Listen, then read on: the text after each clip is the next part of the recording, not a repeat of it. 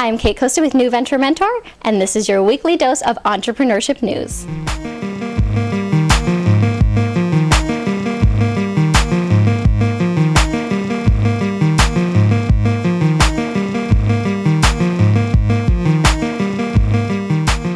According to Washington Technology, the government has raised the maximum reimbursable annual salary for the top 5 executives at federal government contractors by about 10% to $763,029. This executive compensation benchmark includes wages, salaries, bonuses, restricted stock, and deferred and performance incentives. I'm clearly a capitalist, so I generally don't support pay caps at all. However, this is not a cap on what those executives can be paid. It's just a cap on what the federal government will reimburse a company for. Now, I don't know about you, but it seems crazy to me that the federal government will pay executives at private companies more than $750,000 when President Obama himself only makes $400,000 and federal employees are stuck with pay freezes.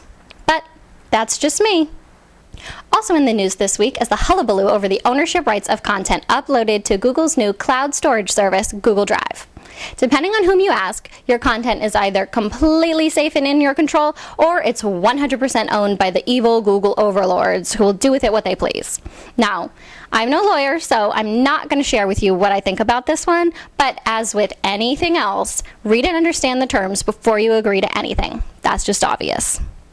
In other Google news, Google's new Adwords for video is giving away $50 million in free Google AdWords advertising to encourage 500,000 new small businesses to start advertising through video. If you're new to AdWords, you'll get a $75 credit when you sign up so you can start experimenting with and tracking the effectiveness of a video advertising campaign for your small business. Also this past week, the Small Business and Entrepreneurship Council released its list of the best and worst states to open small business with its 2012 Business Tax Index. The rankings take into account everything from personal and corporate income and capital gains tax rates to gas and wireless taxes. Topping the list of most favorable tax environments are South Dakota, Texas, and Nevada, while my place of work, the nation's capital, good old Washington, D.C., ranks dead last. Hit the links in the description below the video for the full list, and let me know in the comments if the tax environment had anything to do with where you decided to open your small business.